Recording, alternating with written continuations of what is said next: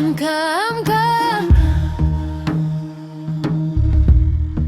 usiku wa kuita usima. Naam, karibu sana. Mimi naitwa Dani Kaboma, the icon mwenyewe, lakini hii ni Amka Podcast. Na tuko na mgeni wetu hapa, anaitwa Mtutula Abdalla Mtutula. Amewahi kuwa mbunge wa Tunduru Kusini kwa miaka 8 mfululizo. Lakini pia waziri kivuli kupitia chama cha ACT Wazalendo, ni waziri kivuli wa kilimo. Tuko naye hapa na tuna mambo mengi mazuri pia tunakwenda kuzungumza naye. Kwa sasa yeye ni mkulima. Tunakwenda kujua kwa undani zaidi. Yeye mwenyewe atatuambia kwa sasa yeye ni mkulima wa nini pia zaidi. Karibu sana. Asante sana. Unaendeleaje kwanza? Namshukuru Mungu. Tumefurahi kuwa na wewe hapa. Nami pia. Nimekutambulisha vizuri? Bila mashaka. Kwa haraka zaidi, nilikuwa natamani ujitambulishe wewe mwenyewe kama kuna sehemu ambayo unadhani nimekosea kwa kutambulisha. Kama alivyoeleza mtangazaji, mimi naitwa Mtutula Abdalla Mtutula. Nimepata kuwa mbunge wa jimbo la Tunduru kwa miaka 8. Na vile vile baada ya kujiunga na chama hiki cha ACT Wazalendo, viongozi wangu wa chama kupitia ndugu Zito Kabwe alipata kuniteua kuwa waziri kivuli wa kilimo, na baadaye alivyong'atuka akaja dada Dorothy Stemu, na yeye ilimpendeza akaniteua vile vile kuwa mbunge waziri kivuli wa kilimo, nafasi ambayo nimeishika kwa mihula 2 mfululizo. Okay. Umepewa nafasi ya waziri kivuli wa kilimo. Wewe ni mkulima? Mimi ni mkulima na nimeishi katika maisha ya kilimo kwa kipindi cha maisha yangu yote. Okay. Nisaidie, natamani kupata kujua. Tuambie uzoefu wako haswa katika kilimo. Uzoefu wangu umeanzia maisha ya nyumbani. Baba yangu, mama yangu wote walikuwa wakulima katika maisha yao yote. Lakini baada ya kufaulu kwenda secondary school, nilijiunga na shule ya sekondari Ndanda, ambapo nimesoma pale kwa miaka 2. Na ile ilikuwa ni shule ya kilimo, mchepuo wa kilimo. Baadaye nikaenda shule ya sekondari Chidia, form 3 mpaka form 4, na shule ile ilikuwa mchepuo wa kilimo. Baadaye nimekwenda high school Minaki, nayo ilikuwa ni mchepuo wa kilimo. Kutoka hapo JKT Ruvu ilikuwa ni kambi la kilimo. Basi ilikuwa ni maisha yangu ya kilimo. Kwa hiyo wewe ni by professional ni mkulima wa kilimo zaidi yani. Mkulima wa kilimo kwa maisha na mkulima wa kilimo kwa maana ya kusoma. Kwa sababu hata matokeo ya form 4 somo la kilimo nilichukua A. Kwa hiyo ni somo ambalo nilikuwa nalipenda sana. Okay. Unaweza kutusaidia kuhusiana na mchango wa kilimo hasa katika uchumi wa taifa letu? Mchango wa kilimo katika taifa letu la Tanzania hauna mashaka kabisa, kwa sababu hata takwimu za taifa zinaonyesha kwamba Watanzania wanaoishi kwa kutegemea kilimo ni zaidi ya 64%. Kwa hiyo mchango wa Watanzania ambao wanategemea kuishi maisha yao lazima yapitie kilimo kwa 64% jumla, kwa ujumla ni mchango mkubwa sana. Na hata ukiangalia kwenye pato la taifa, kuchukua zao la korosho lilikuwa linaongoza kwa kuingizia katika mazao, ilikuwa naingizia pesa nyingi za kigeni. Baadaye ikafuatia tumbaku. Na sasa hivi mwaka juzi ilikuwa zao la ufuta. Hayo mazao yote yameliingizia pesa nyingi sana za kigeni taifa letu. Kwa sasa mazao ambayo yanaingiza pesa nyingi, turudie tena umesema? Ni korosho, ufuta. Zao la kwanza ama ni kama ina alternate. Inapishana. Mwaka fulani inakuwa kuna miaka kama 2 mfululizo ilikuwa korosho. Baadaye ikaja zao la ufuta, ikaja zao na miaka ya nyuma ilikuwa zao la tumbaku. Alafu wakati fulani ilikuwa zao la pamba. Na wakati fulani ilikuwa zao la kahawa. Kwa hiyo ni kama una alternate. Jitihada kubwa zikifanywa za serikali na wakulima, wadau wa kilimo kwenye zao fulani, basi zao hilo nalo linachepuka, linakuwa ndio zao kiongozi. Okay. Sawa, Mheshimiwa Mtutula, kuna vijana wengi sana sasa hivi, asilimia kubwa wanakimbilia kwenye masuala ya kilimo. Unadhani kwa nini wanakimbilia huko pia? Siwezi kuthibitisha hilo. Ila ninachofahamu vijana wengi hawataki kujikita na kilimo. Ndio sababu kubwa ni mfumo wenyewe na sapoti ya serikali bado haijakitambua kilimo kama ni sekta kiongozi ya uchumi kwa nchi yetu. Haijatambuaje na kati umeniambia kwamba inaingiza pesa nyingi sana zaidi kilimo? Ndio, inaingiza pesa nyingi kwa sababu watu hawana namna. Okay. Hawana namna. Yani there's no alternative, lazima wajikite kwenye kilimo. Wasipojikita kwenye kilimo maana yake wanakufa. Okay, ndio maana bado kilimo kinaonekana kwamba. Nadhani ndio sababu hiyo hata serikali inakipuuza kilimo. Kwa sababu kama ingekuwa wakulima wote wana uwezo. Yaani ukizungumza nani serikali wanakipuuza kilimo. Hebu tupo ufafanuzi. Yaani wanakipuuza. Nina mifano mingi ya serikali kukipuuza kilimo. Kwa mfano, kilimo chenye tija kinahitaji nyenzo. Leo Tanzania hakuna hata mkoa mmoja unaozalisha nyenzo za kilimo, kwa mfano upanga. Ukiona upanga dukani ujue umetoka India au China. Slasher zinatoka India au China. Majembe yote unayaona nchini hapa yanatoka India au China.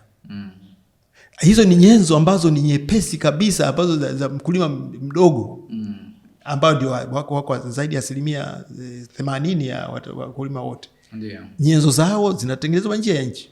Ndio. Kama ingekuwa serikali, na tulikuwa na kiwanda hapa cha kutengeneza nyenzo za kilimo. Ndio. Ubungo Farm Implement. UFI. Leo hakipo. Kimepuuzwa na serikali, sasa hivi wanatengeneza mabomba ya maji. Kwa hiyo ni ishara mojawapo, lakini ishara nyingine. Je, serikali inawekeza kiasi gani katika kuhakikisha kwamba mkulima analima kwa tija? Ukiangalia takwimu za dunia au za Afrika tuweke, achili ya dunia. Maki huko dunia uko mbali. Mtanzania leo, mkulima wa Tanzania pamba anazalisha teka moja kilo 200.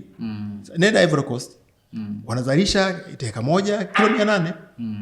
Tofauti ya kilo 600 kwa eka. Ndio. Kwa maana yake Tanzania hatujakitilia banani kilimo. Haya, kuna uwezekano kabisa eka moja ya zao la mpunga likazalisha zaidi ya tani 1.5. Lakini leo Mtanzania anazalisha labda kilo 700 za mpunga kwa heka moja. Ndio. Ni ishara kwamba wanafanya kazi kwa nguvu nyingi, lakini tija ni ndogo. Serikali inajua lakini haijachukua hatua. Haya, upuuzaji mwingine. Unajua kabisa, kwa mfano jimbo la Tunduru. Mioto yake ile vegetation, ukichukulia kwamba nyasi zake zimeandaliwa kwa ajili ya kulima. Lakini leo nenda Tunduru, kila kona ni wanyama, ng'ombe. Mkulima ataenda kulima wapi? Sasa hivi wakulima wachache waliofanikiwa kulima mpunga wanakwenda kuambiwa vuna mpunga haraka sana, ukichukua siku 2 naingiza ng'ombe. Wanazibika kuacha shughuli zingine hata kama mpunga hajakauka vizuri. Wanaambiwa na wafugaji. Okay, kwamba ukiacha kulima mimi naingiza ng'ombe, nakupa siku 3. Shamba la kwake, lakini anashurutishwa na mfugaji, toa. Sasa na hawa wafugaji wamekuja Tunduru kwa sababu huko alikotoka wamepuuzwa. Wamepuuzwa. Kwa sababu kipindi cha Mwalimu Nyerere kulikuwa na viwanda vingi ambavyo vilikuwa vinachakata nyama ya ng'ombe. Leo niambie kiwanda gani kati ya vile viwanda vya serikali vyote? Tanganyika Packers. Leo kanisa. Badala ya kujenga viwanda hata vya SIDO vya kuchakata ng'ombe, serikali imetoa ile eneo kwa ajili ya kujenga kanisa. Yaani askofu awaombee watu wapate kazi. Badala ya majengo yale kutumika kuwa chanzo cha kupata ajira watu. Na ajira hizo ni zile ambazo zinasaidia mfugaji aweze kufuga, awe na soko la kuuza wanyama wake. Leo soko la kuuza wanyama labda bucha. Sasa na watu wa bucha wananunua ng'ombe wangapi? Sawa. Wakati Tanganyika Packers walikuwa wananunua ng'ombe mnada mmoja tu wananunua ng'ombe zaidi ya 10,000. Sawa. Umeniambia hapa namna ambavyo kilimo kinaingiza pesa nyingi. Ndio. Wewe ni mkulima. Natamani kujua hali zenu nyinyi wakulima. Mnaendana na hizo pesa ambazo zinaziingizia pato kwenye kipato hasa pato hili la taifa? Mnaendana nazo nyinyi? Haziendani hata kidogo. Kwa nini? Nitakupa mfano. Mwaka juzi wakati waziri wa kilimo ni ndugu Bashe alitangazia dunia kwamba kilo moja ya korosho iliyobanguliwa ni $40 kwenye soko la dunia. $40. Leo ukipiga hesabu $40 ni zaidi ya shilingi 110,000. $40 sasa na 1,000. Na ili upate kilo moja ya korosho zilizobanguliwa unahitaji kilo 5 korosho ghafi. Sasa 110,000 gawa kwa 5. Utakuta unapata zaidi ya 25,000. Zaidi ya 25,000. Haya. Sasa je, mkulima anapata na hizi korosho hizi bado hazija chakatwa. Za kilo shilingi 20,000. Tuchukue 20,000. Ndio. Alafu tuchukue 20,000. Sasa 20,000 kwa korosho ambayo haijachakatwa, ili upate kilo moja tunasema kwamba lazima upate kilo 5. Na ukigawa hizi 110,000 roughly unapata shilingi 20,000. 20,000 na kitu kwa kilo moja ambayo korosho sio banguliwa. Sasa tuchukue kwamba katika korosho kilo hii bei hii ya shilingi 20,000 hii kwa kilo, mkulima apate robo tu. 20 gawa kwa 4. Unapata 5,000. Si ndio? Sasa hata robo ya bei ya korosho ghafi mkulima apate. Amepata zaidi shilingi 2,500. Ndio bei. Yaani 1/8 ya bei ghafi ya korosho. 2,500. Yeah. Sasa 2,500 katika shilingi 10,000 si 1/8? Ndio. Ndio anachopata mkulima.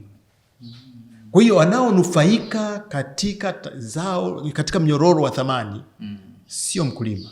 Na ndio maana wakulima mara zote wanakuwa dhaifu. Na hilo serikali inafanya makusudi kwa sababu wanajua masikini kwa namna yoyote ni lazima afuate maagizo na mwongozo wa tajiri. Asipofuata anakufa. Ndio.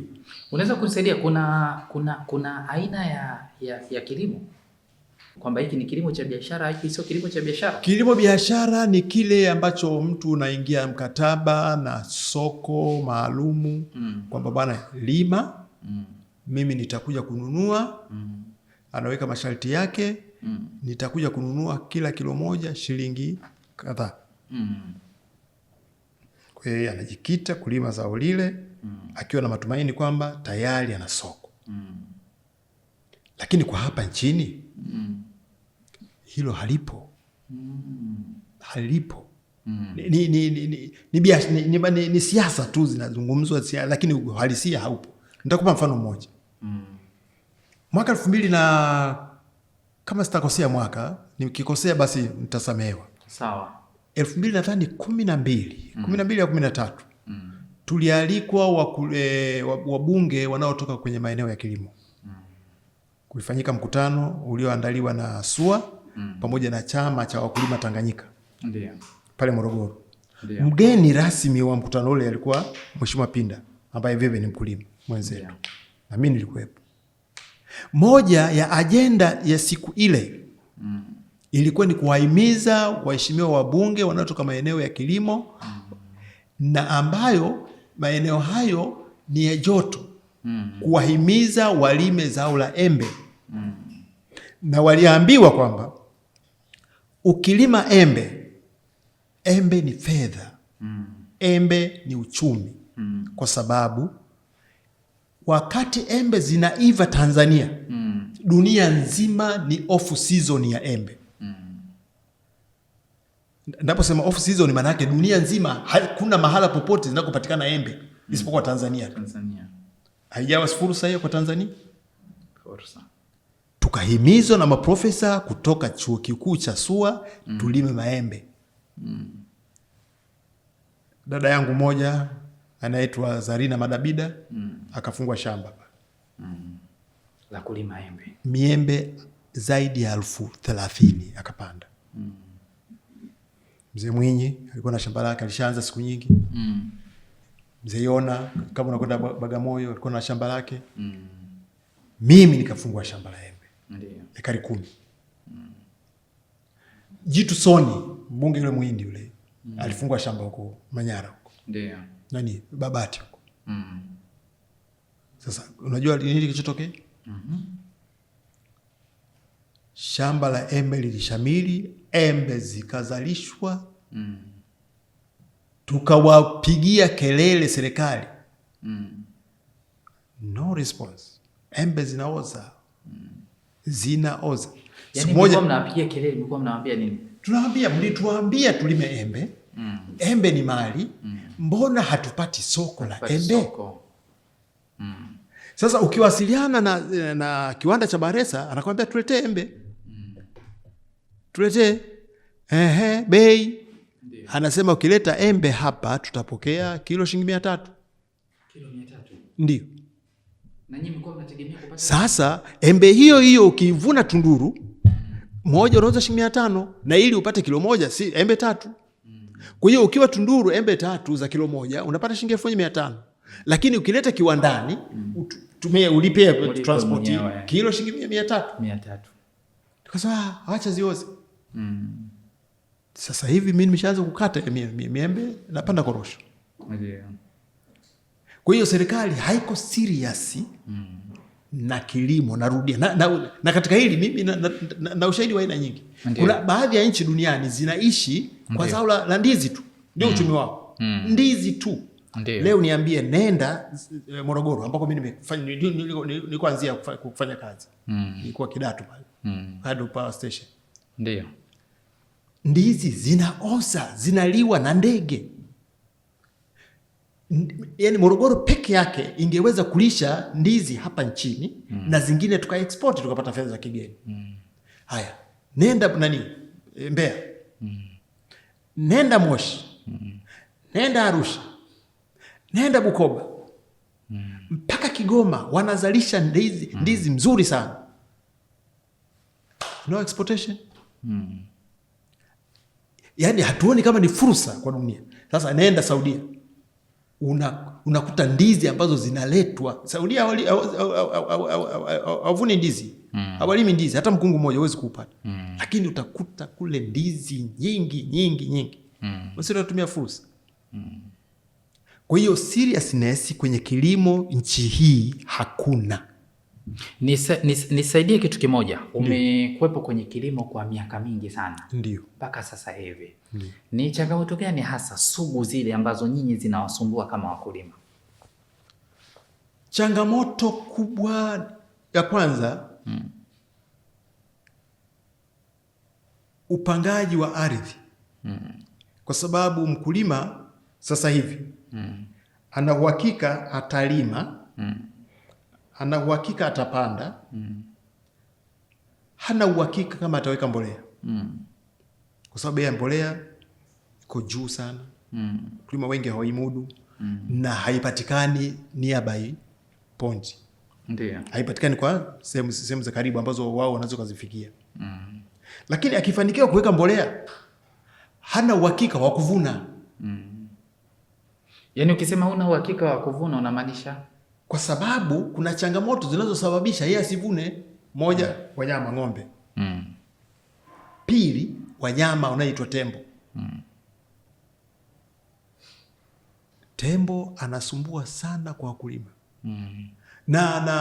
Lakini huo upande ambao nyinyi mpo, si ndio? Sehemu nyingi. Nenda Morogoro, tembo anasumbua.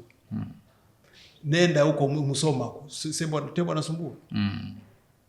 Wale wakulima wote ambao wako jirani na hifadhi. Na hifadhi, ndio.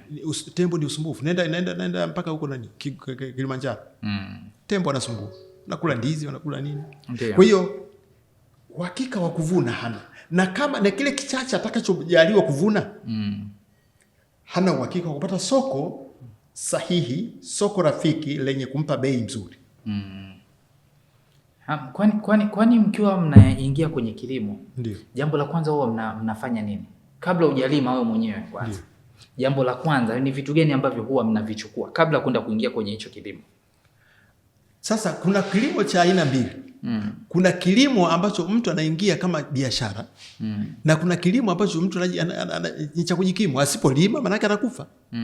Sasa huwezi kujiuliza hapo. Ni lazima kilimo iko cha biashara, kwa sababu nyinyi mnalima vilimo vya biashara. Sasa wale kilimo cha biashara unaweza kaingia kwenye hiyo venture with hope.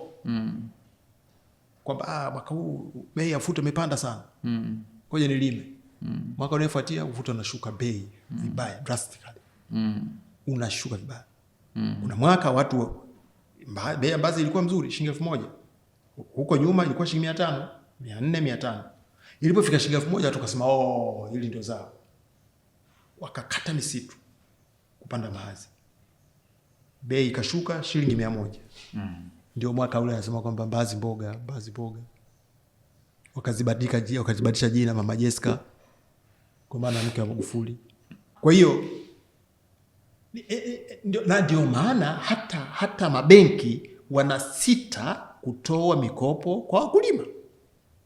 Kwa sababu ni kilimo ni venture ya kiuchumi ambayo sio realistic. Haina uhakika. Inaweza kaja ukame, wadudu. Kwa mfano mimi nililima ufuta ekari 11. Mwaka ule nikapata tani 2 na kilo 600. Mwaka uliofuatia nimelima eneo lile na nikawekeza kweli madawa nini. Nikapata kilo 300. Umepata kilo 300 ekari 11. Haya, kesho utalima tena. Unakata mtaji. Mama mmoja alivyosikia kwamba ufuta kilo shilingi 300, akaenda benki NMB. Akachukua mkopo, akalima, akakata shamba, akaweka vibarua, akapanda ufuta ekari 20. Kapata kilo 25. Atalipaje mkopo? Na sisi ACT mara nyingi tunawaambia jamani, tufikie mahala kilimo hiki tukiboreshe. Tuwape matumaini watu kwamba kilimo ni venture muhimu sana ya kiuchumi. Tuweke utaratibu wa kuwa na bima ya wakulima. Pale bei inapoanguka au viatilifu vinaleta usumbufu au wadudu wanaleta usumbufu mkubwa, basi huyu mtu hawezi kufidiwa na bima. Serikali tumeipigia kelele. Kwani nyinyi wakulima mna bima? Hakuna. Ndio tulikuwa tunaomba kwamba serikali ianzishe huo mfumo. Yeah. Na bima hii unadhani itawasaidia kwenye kipengele vipi hasa zaidi? Hii bima ambayo unadhani unataka serikali itasaidia endapo kuna anguko la bei, kustabilize bei. Alafu vile tukawaambia kama bima haiwezekani, basi kuwepo na mfuko wa kustabilize bei. Pale bei inapoanguka, basi serikali itoe ruzuku kustabilize ile bei, angalau mkulima asianguke sana. Serikali haitaki. Kipindi niko waziri wa kilimo, nikaiomba serikali kwa upande wa mbolea. Hebu just imagine. Mahitaji ya mbolea kipindi hicho kwa nchi nzima ilikuwa tani 700,000. Sasa hivi imekwenda mpaka tani 1,200,000 na 200,000. Kipindi tuko 700,000 mahitaji ya mbolea nchi nzima. Uzalishaji wa mbolea ndani ya nchi tani 32,000. Kwa hiyo tani 600,000 na alfu kama 60 zilikuwa zinatoka nje. Wakati huo pale Kikilwa kuna kampuni ya kutoka Ujerumani na nyingine Uturuki walitaka kuingia venture wazalishe mbolea. Kiwanda kile kingekuwa na uwezo wa kuzalisha mbolea tani 8,000 kwa siku. Tungepata mbolea nyingi hapa nchini na nyingine ya kuuza nje ya nchi. Malighafi yapo kwa asilimia zote pale Kilwa. Ndio. Gesi ipo. Ambayo ni moja malighafi ya nani? Haya. Yale matumbawe. Ndio. ya kusaga kwa ajili ya kupata phosphate. Yapo. Napata calcium na madini mengine yote yanayohitajika kwenye mbolea. Yapo. Haya, hebu ingieni mkataba na huyo mtu. Hakuna kilichofanyika. Mpaka leo tunaagiza mbolea. Sasa sisi ambao tunaweza tuna uwezo wa kufikiri, tunaamini kwamba serikali inapenda kununua mbolea nje ili waingize mkono wao. Kwa sababu huyu mwekezaji akija hapa watapata nini? Watapata kodi tu, lakini ule mkono binafsi wa wale washikadau wa kilimo ulio serikalini hawatakuwa nao. Katika hili lazima tuseme kweli. Kwa nini wanasita kutafuta wawekezaji wa kuzalisha hapa mbolea nchini wakati nchi hii 64% ya watu wake wanategemea kilimo? Kwa nini tununue mbolea kila mwaka? Sawa. Sasa hivi mahitaji yamepanda zaidi mpaka inafikia tani milioni 1. Haya, je, uzalishaji wa ndani haufika tani 200,000? Ndio. Hali ni hiyo. Sawa. Yeah. Nisaidie, umenitajia baadhi tu kidogo. Ndiyo. Kuna zingine ambazo changamoto sugu ambazo msikuwa nazo nyinyi kama wakulima? Changamoto sugu kama nilivyoeleza mwanzo, wanyama wa kufugwa. Umetutajia wanyama na wanyama hawa serikali hasa tembo. Okay. Tembo, ubaya wa zaidi wa tembo anakula mazao. Tembo wawili akiingia kwenye kambili wanaswaga kila kitu. Wamemaliza kila kitu. Wanamaliza na hawajashiba. Lakini mbaya zaidi ukisema nimfukuze asakula mazao na kuja kukumaliza wewe kukua. Na kunyamaliza wewe mwenyewe. Ndio. Kwa hiyo wanaua watu, wanaua na uchumi wa watu.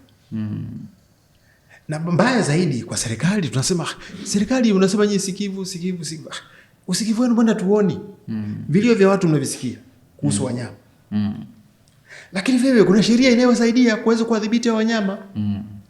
Mimi nikiwa mbunge tulipitisha sheria namba 5 ya mwaka 2009. Sheria ya wanyama sheria ya hifadhi ya wanyama pori. Ukisoma ibara namba 73 inasema mnyama yoyote atakayehatarisha maisha ya mwanadamu auawe. Sasa mnyama tembo sio anahatarisha tu maisha, anaua.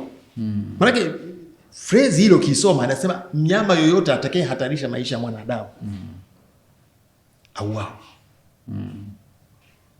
Sasa mnyama tembo ameua binadamu.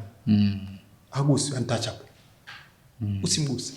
Kuna namna yoyote ambapo pia serikali imewashika ama inaendelea kuwashika mkono kwenye masuala haya ya kilimo? Namna moja, kwa mfano mazao haya kuweka ruzuku. Tunaishukuru. Kwa sababu mwanzoni mbolea ilifikia mpaka shilingi 1,000, laki moja na 10. Kwa mfano mbolea ya SCA ambayo kipindi hicho ilikuwa inauzwa shilingi 33 mpaka 40. Ikapanda mpaka shilingi 105. Wakaweka ruzuku, wakastabilize bei, ikafikia shilingi 50,000. Na urea 70,000 ambayo ilikwenda mpaka 110. Sielewi msimu huu. Maana umeshaanza kupiga kelele, mbolea itapanda bei.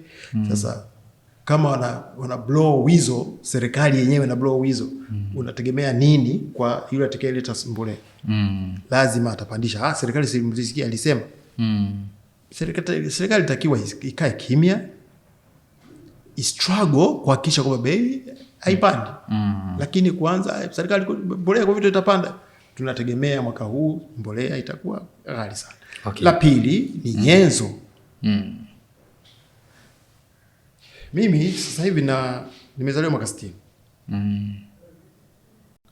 Ndugu zangu, marafiki zangu niliozaliwa nao mwaka 60, ambao baada ya kumaliza darasa 7 hawakupata fursa yoyote ya kufanya shughuli zingine za kuwaingizia kipato, wakajikita na kilimo. Leo nikikutana nao wengine nimewasahau na waamukia. Iliwahi kutokea mmoja, nimempa lifti natoka Dar es Salaam. Kuna mtu amenipungia mkono, gari iko tupu, nikasimama kumchukua. Ameingia, tumefunga mlango, tunaondoka. Nikamwambia, mzee shikamoo. Akaitikia marhaba. Tumekwenda kama kilomita 2. Mheshimiwa Mtutula, kwa nini umenisahau? Akageuka akamwambia, "Asiye niwe radhi, sikukumbuki." Akasema mimi naitwa Chuma. Tumesoma na wewe darasa moja toka la kwanza mpaka la 7. Amechakaa kweli kweli. Sasa vijana wetu wanachakaa kwa sababu wanatumia nguvu nyingi katika kilimo, lakini tija unayoipata ni ndogo sana. Sasa na maendeleo yanaletwa na tija. Sasa ikikosekana tija kwa kilimo, maana yake maisha yana deteriorate, yanafubaa. Sasa kufubaa kwa maendeleo ndio kufubaa kwa yule raia. Kwa hiyo nikiwa bungeni nilipeleka hoja na Waziri Mkuu Pinda, akasema mheshimiwa, tunashukuru kwa mchango wako, tutaufanyia kazi. Nilisema kwamba serikali ijiingize sasa hivi katika biashara ya kuleta matrekta, tusiwachie wafanya biashara peke yao, kwa sababu bei ya matrekta iko juu sana. Ndiyo chimbuko la kuanzisha SUMA JKT. Ni ushauri niliweka kutoa bungeni. Lakini baada ya matrekta yale kuja, bei nayo ikawa juu. Na masharti ya kuuza trekta ikawa ngumu sana. Nikasimama bungeni tena. Nikamshauri serikali kwamba tunaomba mlegeze masharti na muweke ruzuku kwenye matrekta.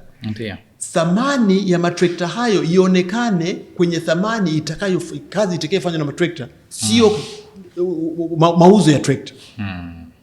Akaniandikia kimemo ambacho ninacho mpaka leo kwamba Mheshimiwa Mtutura, wazo lako tumelipokea, tutalifanyia kazi. Wakaweka ruzuku. Trekta la shilingi milioni 50 ikaenda mpaka shilingi milioni 28. Mimi mwanzo nilinunua la kwangu keshi, nikachukua na ruzuku trekta moja full drive. Nikawa na matrekta mawili. Ndio. Kwa hiyo tukiwa na nyenzo, vijana wetu watakuja kulima.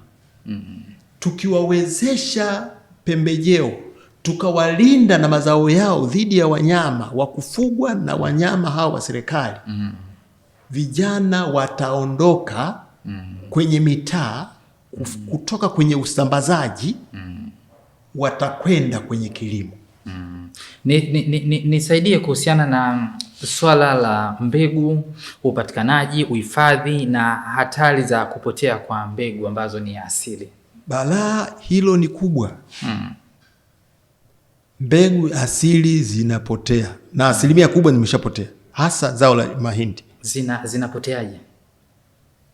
Kwa sababu ukitumia mbegu hizi za wanasema za kisasa hizi hybrid, moja, zina kiwango kikubwa cha uzalishaji, lakini zinakuwa ni tegemezi ya mbolea. Usipoweka mbolea upati. Kwa hiyo zinakuwa tegemezi. Ukitumia mbolea mwaka wa kwanza, hizi za kwako za asili utazipuuza. Ukishazipuuza maana yake zimeshapotea. Ndio. Utategemea nini? Hizi za kununua. Na hizi za kununua zinatoka wapi? Zinazalishwa kwenye vituo. Okay, sasa mbaya zaidi, kuna baadhi ya wazalishaji wengine au wasambazaji wengine sio waaminifu. Wanaweza kutumia mbegu hizi za asilia, ndio, au zilizozalishwa kisasa lakini sio katika mazingira ya kisasa, ndio, wakauzia wananchi. Matokeo yake yanapata anguko kubwa sana. Ndio. Kwa hiyo sasa tukirudi kule kwenye mbegu asilia zinapoteaje? Ukinunua mbegu za kisasa hybrid leo, ukanunua na mbolea yako, utapata mavuno mengi makubwa. Lakini wakati huo mbegu za asili imeshaonyesha kisogo. Hauko nayo tena mkononi. Mwakani utalazimika kununua zingine dukani. Bahati mbaya huna mbolea ya kutosha. Unaanguka. Ukishaanguka unatafuta venture nyingine, nasema kilimo hakina maana. Umeshapoteza mbegu na umeshapoteza ile imani yako kwenye kilimo. Kwa sababu mbegu hizi zinategemea zaidi inategemea mbegu zenyewe hizo, inategemea dawa, inategemea na mbolea. Alafu sasa ukishavuna ni lazima utumie dawa kwa ajili ya hifadhi. Kwa sababu mbegu yenyewe sio imara sana. Lakini jambo lingine baya zaidi, Watanzania tulio wengi hatuli dona. Lazima tukakoboe. Zile mbegu hizi za kisasa hizi, mahindi yake yanakuwa makubwa sana. Ukipeleka kwenye mashine ya kukoboa, robo 3 kama nusu au kama sio robo tatu inakuwa kwenye pumba. Kwa hiyo unapata unga mdogo. Na hata wachuuzi huko madukani, yani ukifika pale Tandale anaanza kuangalia mahindi gani. Kama ni makubwa kwanza bei inashuka. Lakini nataka yale madogo ambayo ukikoboa mengi yanatoka yako salama. Okay. Tusaidie pia kuhusiana na swala la tufafanulie kuhusiana na swala la mbolea, gharama, upatikanaji na namna inavyopunguza tija na mapato ya wakulima pia. Sasa hivi baada ya kilimo hiki cha kuhamahama, unalima hapa leo, mwaka wa kwanza hutatumia mbolea. Mwaka unaofuatia mavuno yatapungua. Mwaka wa tatu usipotumia mbolea huwezi kufanikisha. Sasa kama nilivyoeleza mwanzoni kwamba mbolea yetu yote tunategemea kutoka nje. Na wao hawazingatii kwamba mbolea hii inayotengeneza itakwenda kuathiri ardhi za hao watu nawapelekea kwa kiasi gani au angalia. But mimi nisoma chemistry. Okay. Form 4 nikafanya vizuri, nipata B. Na form 6 nilifanya vizuri. Chukua mbolea kwa mfano SA, sulfate of ammonia. Unapoiweka kwenye ardhi, ikikutana na maji na hewa ya oxygen inatengeneza sulfuric acid. Ukichukua urea ukiweka ardhini inatengeneza hydrochloric acid. Ili uweze kujua kwamba eneo hili limeshaharibika. Mwaka wa kwanza wewe utakapokuwa natibua kule chini utawakuta wale minyoo wanayechakata ardhi kusaidia kurutubisha. Wanakula mizizi, haja kubwa yao inakuwa ni rutuba. Ukiweka mbolea SA, urea mwaka wa kwanza, mwaka wa pili, mwaka wa tatu nenda kachimbe, huwezi kukuta mnyoo hata mmoja. Wote wamekufa. Kwa sababu ya concentration ya nini? Acid. Na ukipima pale pH utakuta iko juu ya acid. Hali kadhalika hiyo ndio inayokuta hata kwenye zao la korosho. Sulfur ikireact na maji na inatengeneza sulfuric acid. Nenda chini ya mkorosho sasa hivi chimba ukute minyoo. Kwa sababu kuna concentration kubwa ya nini? Ya acid. Kwa hiyo inatuchakaza ardhi zetu. Halafu sasa tunakuwa tegemezi. Sasa hivi huwezi kupata korosho bila kupiga sulfur. Kwa hiyo hilo, na mbaya zaidi kwa sababu vitu hivi vyote, virutubisho hivi vyote vinatoka nje ya nchi. Na huwezi kupata bidhaa nje ya nchi bila kutumia fedha za kigeni. Kwa hiyo tuna struggle hapa kuuza mazao mengine, kuuza madini ili tukalete sumu inayokuja kuharibu ardhi. Sasa ingekuwa tunatumia fedha zetu dola za kigeni kununua kitu ambacho ni friendly na mazingira yetu. Mimi singekuwa na kulaumu. Lakini hali tumeiharibu wenyewe kwa sababu tungetengeneza mbolea ya kwetu hapa. Kwa kutumia matumbao hayo ya Kilwa. Shida hii singekuwepo. Tusingetumia fedha za kigeni na mfumuko wa bei usingekuwa mkubwa. Thamani ya shilingi yetu ingekuwa stable kwa sababu fedha nyingi za kigeni hazitumiki katika kununua mbolea. Tungetumia gesi yetu katika uzalishaji wa masuala mengine, uendeshaji wa magari na mitambo mbalimbali. Tusingetumia fedha zetu kuagiza mafuta. Kwa hiyo concentration ya dola nchini zingekuwa kubwa, matokeo yake hata devaluation ya shilingi yetu ingekuwa ndogo. Okay. Tungekuwa tunapambana na wenzetu Kenya. Lakini sasa tunashindwa. Kwa hiyo tatizo la mbolea liko hivyo. Okay. Na kwenye swala la mbolea huwa mnazingatia vitu gani hasa zaidi? Na kwa kuwa utaratibu wa kupima ardhi bado haujafanyika. Ni gesture tu. Ni kubuni. Ardhi bana, mimi nikishapanda nitumie mbolea SA, na wengine hata namna muda gani wa kuweka mbolea hawajui. Tunao maafisa ugani, nenda kijijini leo kafanya survey. Waulize wakulima. Moja. Haya, lini ulitembelewa na afisa ugani? Akakwambia kwa ofisa ugani ndio nani? Hawajui hata hicho cheo ofisa ugani hajui. Kwa hiyo watu wengi asilimia zaidi ya 70 wa wakulima wanatumia uzoefu binafsi. Kwa hata ardhi pia inakuwa ikaguliwi. Ndio. Ninunue mbolea kiasi gani? Kuna mama mmoja amelima eka 7 mahindi. Haya mama, umeandaa mbolea kiasi gani? Na mifuko 3. Mwaka huu namshukuru Mungu na mbolea ya kutosha. Eka 7 mifuko 3. Mimi mkulima, mimi ninapotaka kulima mahindi ya chakula nalima eka 1.5 na mifuko yangu 3 ya mbolea. Napata gunia zangu 18.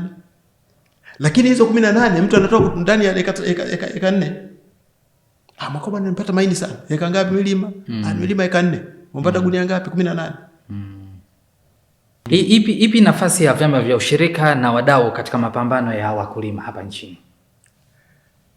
Chama cha ushirika kama ingekuwa kinafanya kazi kama ilivyokuwa imeelezwa kwenye maandiko. Kwani haifanyi kazi? Mimi tutakuja huko. Okay, sawa. Kama ingekuwa wanafanya kazi sahihi kama ilivyo kwenye maandiko, ilikuwa ni mkombozi mkubwa sana wa wakulima. Lakini hawako kwa maslahi ya wakulima, wako kwa maslahi yao binafsi. Na nitatoa mfano. Kuna mwaka mmoja tulikuwa na diwani wakati mmoja, sitaki kuisema, wilaya Tunduru. Kipindi hicho yuko diwani, kipindi hicho alikuwa mwenyekiti wa ushirika. Okay. Akaambia chaguo kimoja kwa sababu sheria imeshapitishwa. Either unakuwa mwanasiasa au unakuwa mwana ushirika. Chagua kimoja. Akaamua kuacha udiwani hata kabla hujaisha. Ili apate fursa ya kwenda kugombea nafasi ya ushirika. Sio, unanielewa? Diwani, cheo ambacho unaitwa mheshimiwa, akasema nataka nikawe mwenyekiti wa ushirika. Msukumo uko wapi? Ni nini kilichomsukuma? Leo mwananchi ambaye amedhofuli hali, yaani uchumi wake ni hauonekani, akisha kuwa mwenyekiti wa ushirika, maisha yanabadilika. Tusikia amenunua pikipiki, amejenga nyumba. Leo amepiga tofali za nani, anataka anajenga nyumba mjini huko. Kwamba kule kuna maslahi makubwa zaidi. Anapata wapi fedha? Kwa sababu ananyofoa fedha za wakulima. Okay. Na ndio maana nikiwa waziri kivuli nilipiga vita sana juu ya tozo mbalimbali zinazotozwa wakulima. Kwa mfano, tuchukue zao la korosho. Zao la korosho lilikuwa na tozo 17 kwa kila kilo. Na tozo hizi zilifikia thamani ya shilingi 1293. Ukijumlisha zile tozo zile. Lakini fedha ambazo anazipata mkulima 1400. 1200. Mdono mwingine mpaka 900. Kwa hiyo kwenye mnyororo wa thamani, fedha ambazo zilikuwa zinachukuliwa na serikali na vyama vya ushirika ni nyingi kuliko anazopata mkulima ambaye anaungua jua, ananyeshewa na mvua. Tukapiga kelele sana. Tukafanya mikutano mingi sana ya hadhara na press. Hapa Dar es Salaam nilifanya press karibu 3. Na bahati nzuri nakala mimi nilikuwa nimempelekea Bashe. Nakala napelekea Kassim Majaliwa. Akasema, bwana, hili jambo hili tulifanyia kazi. Wakakaa wakapunguza tozo. Kutoka 17 zikabaki 7. Thamani ikashuka kutoka 1293 mpaka 556. Ndio. Unaona ba? Hapo ni baada ya kuwazomea. Mimi nilitumia falsafa ya Mwalimu Nyerere kwamba ukikutana na jitu kubwa lenye maguvu sana uweze kupigana nao, wewe lizomee tu huyo. Na mimi nikafanya hivyo, kuizomea serikali. Nyinyi mnadhulumu serikali, mnadhulumu wananchi, mnadhalilisha wakulima, sio? Wakapunguza. Na bei ya korosho ikapanda kwa mkulima. Huyo mnyororo wa thamani mkulima akaenjoy. Lakini wenye kufanya hivyo ni ushirika. Kwa hiyo ushirika ni nyenzo muhimu sana kwa wakulima. Kama ingekuwa inatumika vizuri. Ukienda huko Tabora, wanaolalamika sijui mbolea wanalalamika zaidi ushirika. Sawa. tumekusikia the way ambavyo umezungumza, umeongea mambo mengi pia sana. Wakati pia tunaelekea mwishoni, tulikuwa tunatamani kujua nyinyi kama ACT Wazalendo, nafasi yenu ni ipi hasa katika mapambano ya mkulima hapa nchini? Nafasi yetu ya kwanza ni kuibua kero ambazo serikali imezipuuza za wakulima. Tupaze sauti, kwa sababu mkulima sauti yake haifiki mbali. Na hilo na sauti zenu zinafika? Sauti zetu zinafika, na ndio maana nimekutolea mfano. Kulikuwa na tozo 17 kwa zao moja tu la korosho zenye thamani ya shilingi 1293. Tulipaza sauti, tukapaza sauti, serikali ikasikia, imepunguza tozo kutoka 17 mpaka 7. Tozo 10 zimeondoka. Na thamani ikashuka kutoka shilingi 1293 mpaka shilingi 556. Sasa kiwango hicho baada ya kuondoka, kiwango kilichobaki kirudi kwa mkulima. Swala la mbolea na viuatilifu, tulipiga kelele, mbolea inachelewa, viuatilifu inachelewa. Viuatilifu vya korosho vilikuwa vinafika mpaka mwezi wa 7. Tumepiga kelele, sasa hivi vinaletwa mwezi wa 4. Vinakuta wakulima katika muda mwafaka. Uchache wa viuatilifu, mnakata wananchi fedha zao, lakini viuatilifu, maana wenzetu wanasema kwamba salfa hii ya bure ameleta mama sio nini. Sisi tukasema hapana. Salfa hii nyinyi mnakatwa fedha. Kila kilo moja shilingi 110. Tukawafafanulia. Kila kilo moja mnakatwa shilingi 110 kwa ajili ya manunuzi ya salfa. Kwa hiyo sio za serikali. Serikali haina mchango hata kilo moja. Kwa hiyo tukapiga kelele, sasa hivi salfa inafika mapema. Na ya kutosha. Japokuwa watu wengine wameandikishwa, wameorodheshwa, wanapata, lakini sio wakulima. Kwa hiyo umakini pale ulikosekana, lakini sio kosa la serikali. Sawa sawa. Unadhani kuna haja na umuhimu wa kuongeza thamani ya mazao hapa nchini, hususan pia na swala la viwanda vya kubangua vile vidogo vile? Sana. Na hilo tumelipigia kelele sana katika wilaya yangu yote miwili. Mheshimiwa Makamu wa Rais yule alioondoka, Dr. nani? Yule wa Kigoma. Aliwahi kulitangazia dunia kwamba kuanzia 2000 mpango kuanzia 2024 hatutauza korosho ghafi nje ya nchi, tutabangua wenyewe hapa nchini. Hata korosho kilo moja ibanguliwe. Kwa hiyo kuongeza thamani, na unaweza ukafanya hilo kama serikali haiwezi kuanzisha viwanda vikubwa, wawezeshe wakulima kwenye vikundi. Nimekwambia hapa korosho iliyobanguliwa kilo moja dola 40. Sasa mkulima angeweza hata kupata dola 20. Angeweza kunufaika kwa kuongeza zile thamani zile korosho. Lakini serikali imeziweka pamba masikioni, haitaki kufuata kusikia hilo.